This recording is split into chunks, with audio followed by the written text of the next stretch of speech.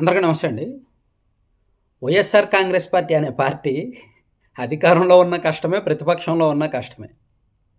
అంటే వాళ్ళు ప్రతిపక్షంగా ఉంటే వాళ్ళని ఎదుర్కోవడం అధికార పక్షానికి కష్టం. వాళ్ళకు 11 మంది ఎమ్మెల్యేలున్నా, ఒక్క ఎమ్మెల్యే ఉన్నా, లేదా 60, 70 మంది ఎమ్మెల్యేలున్నా సరే, ఆ పార్టీ అనే పార్టీ ప్రతిపక్షంలో ఉంటే వాళ్ళని ఎదుర్కోవడం, వాళ్ళు చేసే టక్కుటమారం విద్య, వాళ్ళు చేసే ప్రచారం, ప్రోపగండా దాన్ని ఎదుర్కొని నిలబడడం, తిరిగి రివర్స్ అటాక్ చేయడం అధికార పక్షానికి అంత ఈజీ అయితే కాదు. ఎందుకంటే వైసీపీ దగ్గర అపార మేధావితనం ఉంది, అపారమైన తెలివితేటలు ఉన్నాయి. అబద్ధపు ప్రచారం చేయాలన్నా, తాము చేసిన తప్పులు ఎదుటి వాళ్ళపై రుద్దేయాలన్నా నిర్మోహమాటంగా, ఏమాత్రం మారు ఆలోచన లేకుండా అమలు చేయడం వైసీపీ స్పెషల్. ఏమాత్రం ఆలోచన ఉండదు. ఉదాహరణకి ఆరోగ్యశ్రీ బకాయిలే ఉన్నాయి. వాళ్ళకు తెలుసు, ఆ పార్టీలో కింద స్థాయిలో పనిచేసే కార్యకర్త నుంచి ఉన్నత స్థాయిలో ఉన్న జగన్మోహన్ రెడ్డి గారి వరకు తెలుసు ఆరోగ్యశ్రీ బకాయిలు గత ప్రభుత్వ హయాంలోనే ఉన్నాయి అని. కానీ ఈ కొత్త ప్రభుత్వం వచ్చిన 50 రోజుల్లోనే ఆరోగ్యశ్రీ బకాయిలు కట్టలేదు, ఆరోగ్యశ్రీ ఆపేస్తారు, ఆరోగ్యశ్రీ బకాయిలు కట్టలేదు, ఆరోగ్యశ్రీ ఆపేస్తారంట అని ప్రచారం మొదలుపెట్టారు. ఇక్కడ నేను ఈ ప్రభుత్వాన్నో గత ప్రభుత్వాన్నో తప్పు పట్టడం కాదు, ఆ ప్రచారాన్ని తప్పు పడుతున్నా. అసలు ఆరోగ్యశ్రీ ఆసుపత్రులకు అంతంత బకాయిలు పెట్టింది ఎవరు? గత ప్రభుత్వం కదా. సో దాన్ని తీర్చాల్సింది ఎవరు? ఈ ప్రభుత్వం కదా. సో తీర్చడానికి కొంత టైం పడుతుందా పట్టదా? వీళ్ళు గుదిబండ లాంటి హామీలు ఇచ్చారు. ఆల్రెడీ ఇప్పటికే 12,000 కోట్ల అప్పులు చేశారు.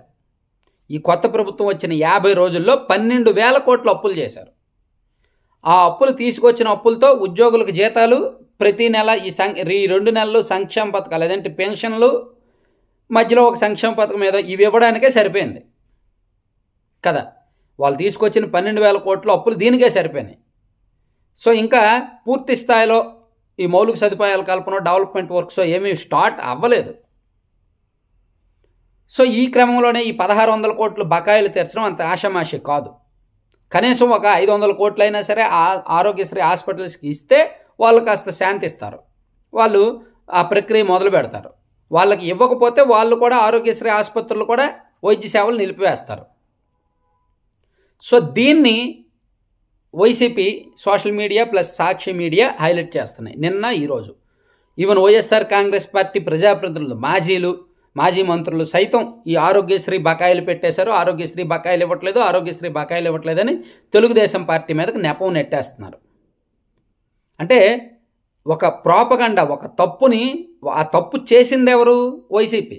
ఎవరంతంత బకాయిలు పెట్టమన్నారు? 1,600 కోట్ల బకాయిలు ఎవరు పెట్టారు? కొత్త ప్రభుత్వం వచ్చింది జూన్ 12వ తేదీన చంద్రబాబు గారు సీఎంగా ప్రమాణ స్వీకారం చేశారు. జూన్ 4వ తేదీన రిజల్ట్స్ వచ్చాయి. సో ఈ జూన్ నుంచి ఏమైనా బకాయిలు ఉంటే వీళ్ళ రెస్పాన్సిబిలిటీ, వీళ్ళే బకాయి పెట్టినట్టు. అఫ్కోర్స్ పాత బకాయిలు కూడా రెస్పాన్సిబిలిటీ వీళ్ళదే, వీళ్ళే అవి తీర్చాలి, ఎందుకంటే అధికారంలో ఉన్నారు కాబట్టి. కాకపోతే వీళ్ళు గడువు కోరడమో, ఆ ఆసుపత్రులతో చర్చించడమో అది చెయ్యాలి. ఈ ప్రక్రియ జరిగేలోగా వైసీపీ ఏం చేస్తుంది? తెలివిగా వీళ్ళు ఆరోగ్యశ్రీ ఆపేస్తారు, వీళ్ళు బకాయిలు పెట్టేశారని చెప్పి వీళ్ళ మీద ఎదురుదాడికి దిగుతుంది, ప్రాపగండా క్రియేట్ చేస్తుంది. ఇది తప్పా రైటా ఆలోచించండి.